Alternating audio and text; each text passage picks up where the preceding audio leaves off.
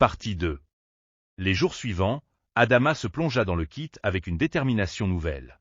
Chaque pièce du puzzle prenait forme entre ses doigts. Avec patience et persévérance, il assembla un premier prototype rudimentaire, une petite lampe alimentée par un panneau solaire artisanal. Le soir où il l'alluma pour la première fois, quelque chose de magique se produisit.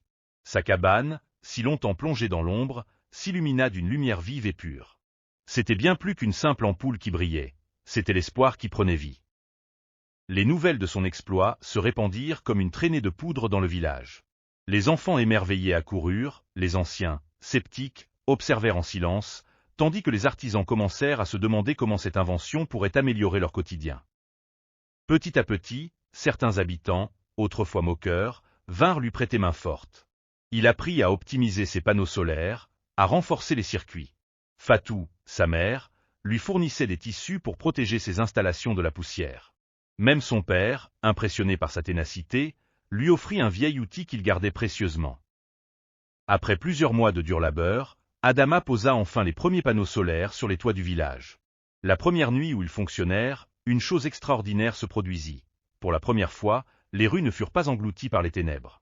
Les enfants purent continuer à lire après le coucher du soleil, les artisans prolongèrent leur travail, et les familles se retrouvèrent sous une lumière chaleureuse. Le chef du village convoqua une grande réunion. Il posa une main fière sur l'épaule d'Adama et déclara « Ce garçon nous a montré qu'aucun rêve n'est trop grand.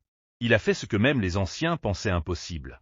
Aujourd'hui, grâce à lui, notre village ne vivra plus jamais dans l'obscurité. » Les applaudissements fusèrent, et pour la première fois de sa vie, Adama sentit que son combat n'avait pas été vain.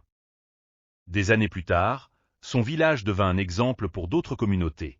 Inspirés par son initiative, de nombreux jeunes se mirent à apprendre, à créer, à innover.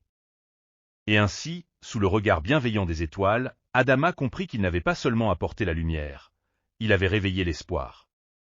Si vous avez aimé cette histoire, like et abonne-toi pour ne rater aucune de nos prochaines aventures captivantes.